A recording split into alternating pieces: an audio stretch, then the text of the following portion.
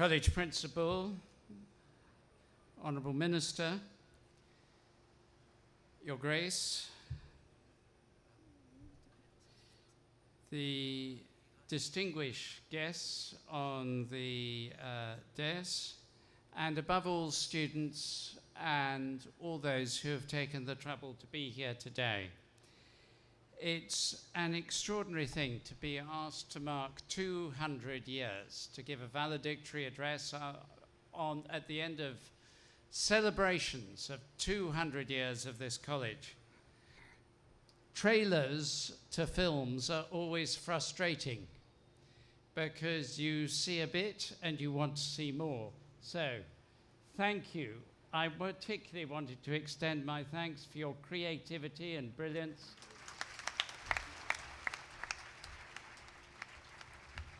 And say I'm going to beg, borrow, or steal a copy. I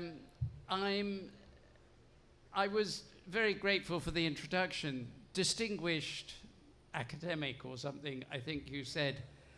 I could just like to say to the students that I could hear the ghosts of my teachers roaring with laughter at the idea that I had any distinction as an academic. I remember my housemaster writing a report when I was 16, which said to my father, Welby is clearly not academically up to going to university.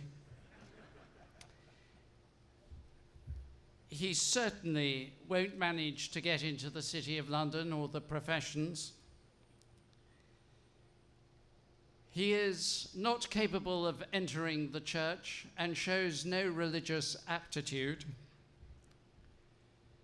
He's not even intelligent enough for the army. I can only think he had better go into trade. That was the attitude of the 1960s, 70s, early 70s. Well, he wrote me a letter a few years later saying, well, I was wrong about that. But I have an enormous respect for any institution that has taught over 200 years. The reason for that is that, first of all, it reflects that education has been part of the life of the church since its earliest days. Teaching comes out of the scriptures. We are taught to be teachers as Christians. A large part of Jesus' ministry was to teach his disciples and the large crowds that followed him. He was to teach them not comfortable truths. He was not, in Marx's phrase, to provide the opiate of the peoples, something that would keep them quiet under injustice. But it was Jesus who taught that blessed, in Luke's gospel, blessed are the poor, for theirs is the kingdom of heaven, and woe to the rich, for you have already received your reward. It was his mother Mary who said, the mighty shall be thrown down from their thrones, and the poor and lowly raised up. Christianity has taught the dignity of the human being. And when we educate now, we educate about the dignity of the human being. And Jesus not only taught the crowds of his time, but he taught his disciples to look forward. The future world when they would not have his physical presence among them, but a future in which they could have hope and confidence. He did not say it would be easy, but he said he would be with them. And the church today is called to be the presence of Jesus in the world, challenging injustice, speaking for the creation which comes from God, standing up for the poor and the oppressed. The church today is to do all that with love and in peace. not as so often in the past through enforcement and the use of power. Monks and monasteries set up schools as the church spread across Europe and then around the world. They went around the world as missionaries, and they met different but venerable and respected parts of education everywhere they went, including in India. For the civilization of India is older than the civilization of Europe. It has an older learning, and it has deep and thoughtful philosophy. It is such a privilege to come to a church that is autonomous, that is unique, that is independent, and is embedded in such an ancient tradition. But education is not about looking back, it is about looking forward. It has to look back in order to look forward. And today, as always, we look forward to a future that we cannot guess. We cannot predict the future next week, let alone in 30 or 40 years. Many of you who are studying at this college will see jobs that have not yet been invented and will become experts in them. College principal and staff, how do you prepare young people to be able to go on learning throughout their lives so they can do jobs that you cannot even imagine? That they can do jobs with tools that we cannot begin, even in science fiction, to think might be possible. And this college is called to be at the forefront of that challenge. It must be education for wisdom, for flexibility, for imagination, for creativity, for aspiration, for ambition, for patriotism. To say that this country will be one that, deeply based in moral values of the dignity of every human being, will be a country that speaks to the world of the opportunities for every human being. What has happened in India in the last 30, 40, 50 years is beyond all imagination in terms of the conquest of poverty for so many. But so much is yet to do. And in that you have done so much and have so much to do, to those who are younger, I say you are an example to the world for so many countries that may look up to you as an example if you do what is right. My first experience of a computer was at school. It occupied a space roughly the size of this dais. 2 people served it day and night to keep it cool and to feed it, to watch over it and make sure that it kept working. Working is an exaggeration. You took a question, you typed up the question, and it punched holes in a card, and you fed the cards into the machine one by one. It was still quicker than a human being, but it had less power than your smartphone, probably 1,000 times less power. As we go forward and we have quantum computing, cyber risk analysts, they will have to have a basis for knowing what is right and wrong. As we go forward and the battlefields of the future have robots supported by soldiers, how do the robots know what you do and do not do? As we go forward and wealth is created, is it to be concentrated or spread? Today then is both a celebration, but also a day of challenge a celebration for 200 years and a challenge for the future. I rejoice and have the privilege of being with you. It is an honor. For your future is beyond anything I can imagine. And on the future of people like you in this country hangs the future of a world either deeply divided, or if you are willing to transform society as did the first missionaries, Norton and his friends, you too will be remembered in 200 years as the hero which we remember him to be. Thank you.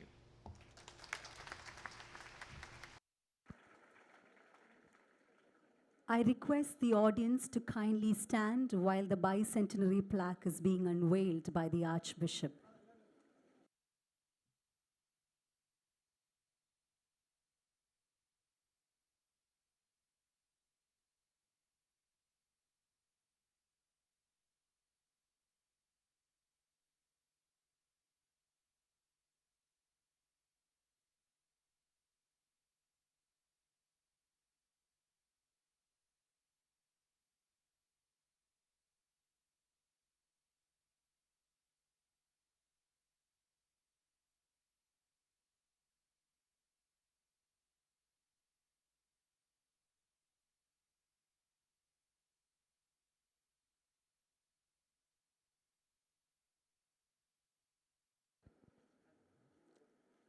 The plaque reads such: "Blessed be the name of God from age to age, for wisdom and power are His."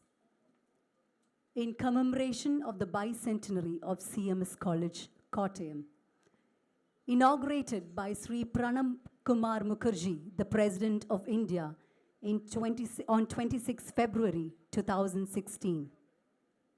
Valedictory address by the Most Reverend and Right Honorable Justin Welby, the Archbishop of Canterbury, on 2nd September 2019. Presided by the Most Reverend Thomas K. Umman, the moderator of Church of South India and manager of CMS College, Kottayam. It is time for interaction with the youth of India.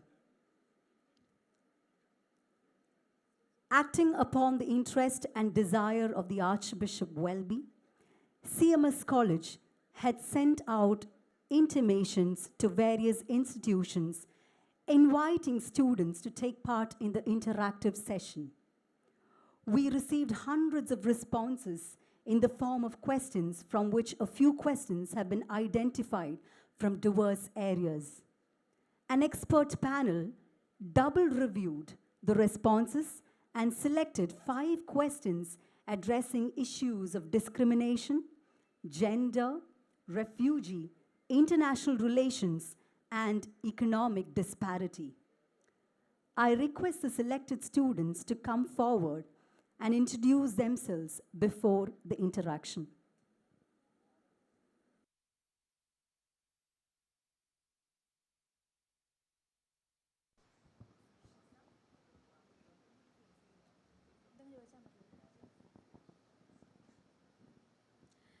Your Grace, I'm Shafna Mall from Baker College for Women, studying third year BSc Mathematics.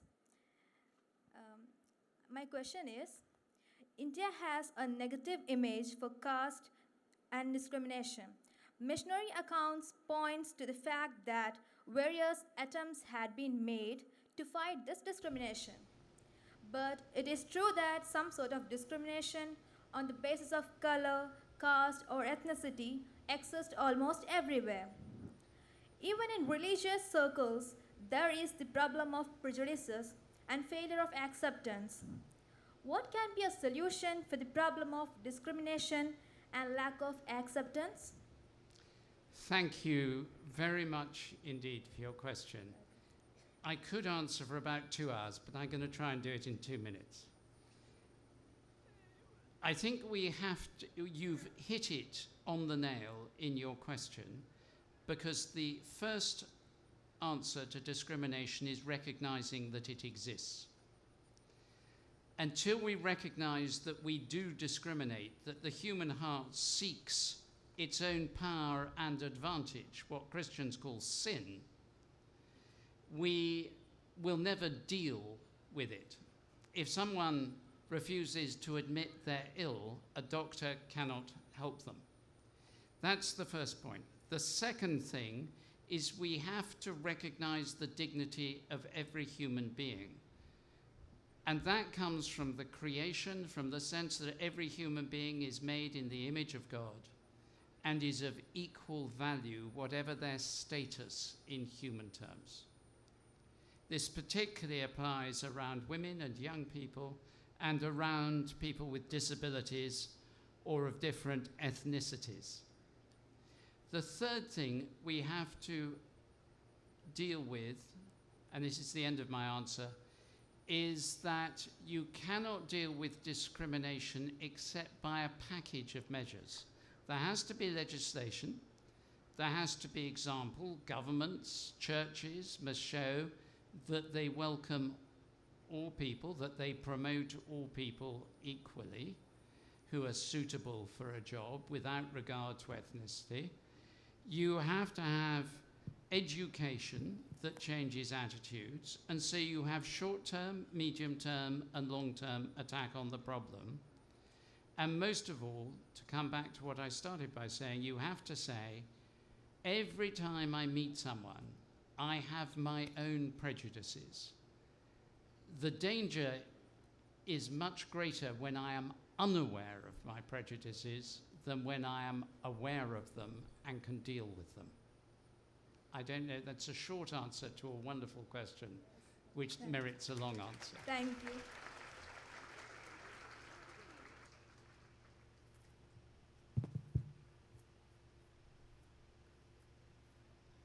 Your Grace, I am John and John Jacob, coming from Peak Memorial Training College. My question is, while it remains that women have considerably earned a place for themselves in the society and are on their way to celebrating economic and personal freedom, oppression of all sorts continue to plague the women across the world. How does your Most Reverend Excellency react to the statement that the sexism is as much a phenomenon of the present as it was of the past? Thank you for the question. I have two sons and 3 daughters. They all act equally within the family. We brought them up as much to be equal as possible. But I am old and a dinosaur with some bad attitudes. At breakfast a few months ago, my youngest daughter, who's in her 20s, I made a comment and she said, "Oh, Dad, that is so sexist." And she was right. Of course, it's an issue for the present as it was for the past. I entirely agree with you. It links into the previous answer.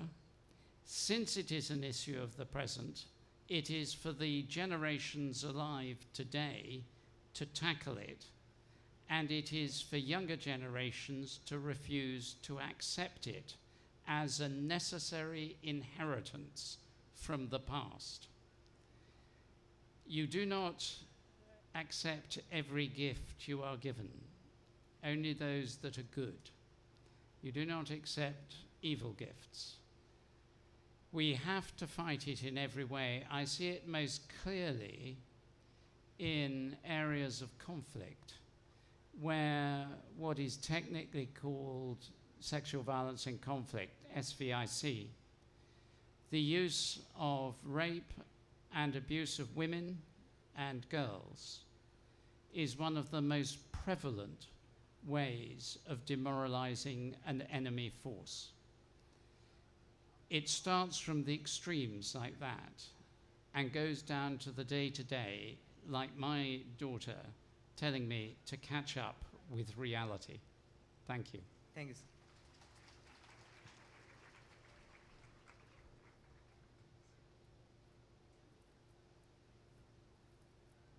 Your Grace, my name is Nitya Suresh. My name is Nitya Suresh. I am from Bishamo College, Mavelikara. And my question is, Rohingya people have faced decades of systematic discrimination, statelessness, and targeted violence in Myanmar. Such persecution has forced Rohingya people into Bangladesh. As a prominent spiritual leader who plays a dynamic role with your leadership, viewpoints, responses, and decision on issue to global relevance, what are the suggestions that can control these crises as India affect the situation also badly? Thank you. I'm glad you've mentioned refugees.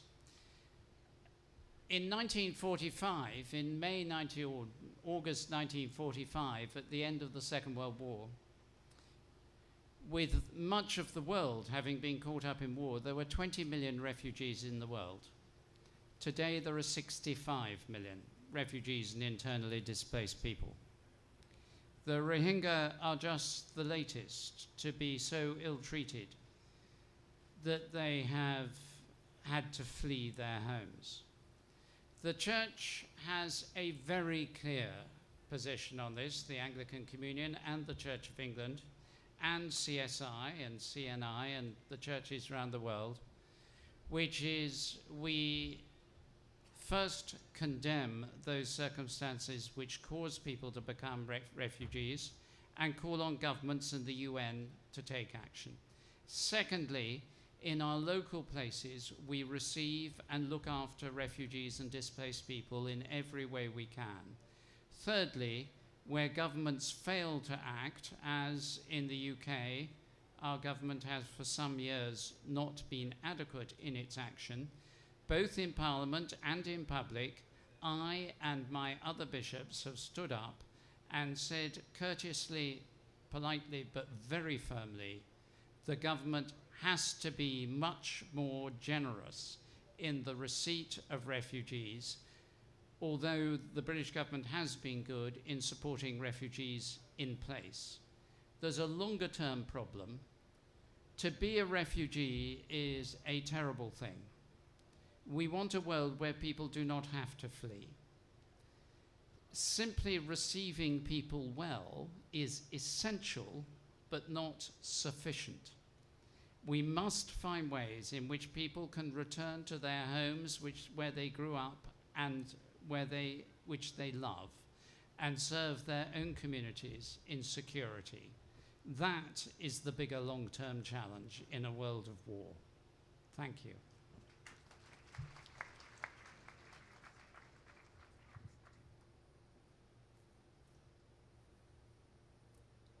Reverend Archbishop, I am John M. Jacob, studying in CMS High Secondary School, Kottayam. My question is, there is a wide disparity between rich and poor, causing a rich-poor gap. What is the role of youngsters in this? Can they do anything to solve these problems? The role of youngsters in this is to be determined that they will change it. It is possible to change. Economics is not a god that rules us. It is a servant of humanity that we can oversee, but it takes great determination. I would say there's a practical role for young people. I did it accidentally. Perhaps after university, rather than rushing into a career, will you serve in an area of poverty through a scheme set up by the church or something like that for a year or so and learn to work with the poor? The nature of the Christian understanding of God is he does not do things to us, he comes to be with us, which is why at Christmas we talk of Emmanuel, God with us. So we have to be with the deprived and the poor in order to even begin to understand what it is like to be poor. Secondly, they have to grow up not getting sucked into the system. I remember a very wealthy man, not in this country, saying to me, He was a man who must have had hundreds of millions of pounds. I can't translate that into rupees, but it would be crore and crore and crore. He said, when I have enough money, I will serve the poor.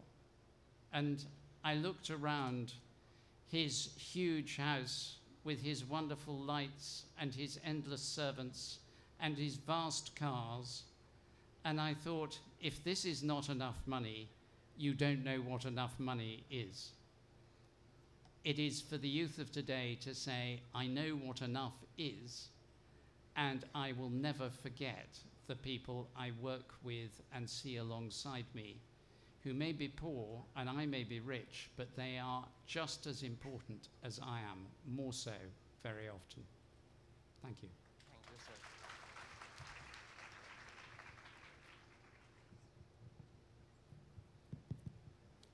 Right, Honorable. My question is, myself Rt.P. John, I'm from CMS College Economics Department. My question is, could Brexit lead to greater xenophobia towards EU migrants? And how United Kingdoms and European Union resolve its trade dispute in future after Brexit?